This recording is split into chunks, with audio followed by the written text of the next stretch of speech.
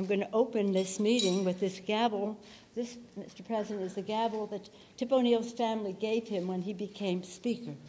Peter, it's Waterford crystal. You can only use it gently, if not only once. And this is what I want to say about Ronald Reagan. So he said, "Thanks to each wave of new arrivals to this land of opportunity, we are a nation forever young, forever bursting with energy and new ideas, and always on the cutting edge, always leading the world to the next frontier. This quality is vital to our future as a nation."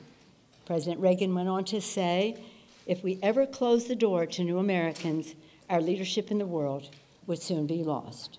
Ronald Reagan, his last speech as President of the United States.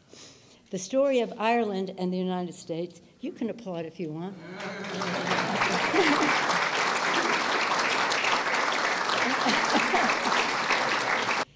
This afternoon, we're delighted to join all in welcoming Taoiseach, who I've gotten to know very well, my friend. We discussed a lot of things that were of great interest to all of us just a little while ago in the Oval Office.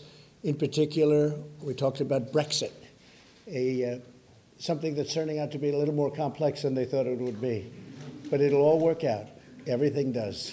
One way or the other, it's going to work out. But you had a very interesting view on it, and I appreciate your letting me know what's going on over there. Say friendship like rarely does any country have with another.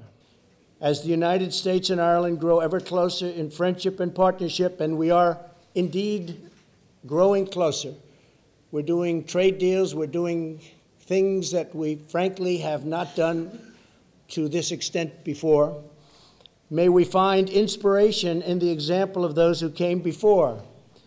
May we draw new strength from the noble example of St. Patrick, and may we all be blessed by the luck of the Irish. That's a good thing, the luck of the Irish. So you may wonder who's running the country, given that we're all having lunch here in Washington, D.C. Lá Éile Pádraig Honadíobh Galer. Happy St. Patrick's Day to all of you, and the head of our police force, Drew Harris, our Garda Commissioner.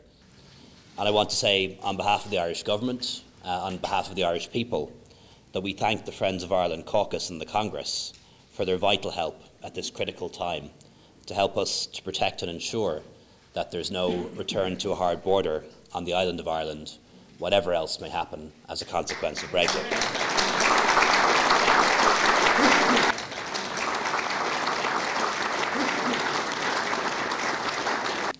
And when I was preparing for this speech, I had a chance to come across something really interesting in our archives.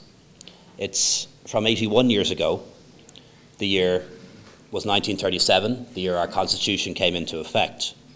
And a message of support was sent from the United States, signed by 300 congressmen, governors, Democrat and Republican alike.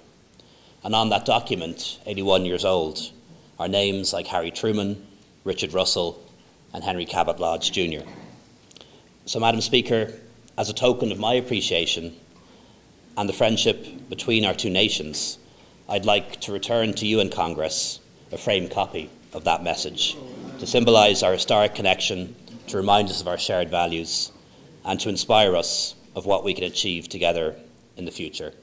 Gurb míle maith agaibh go léir.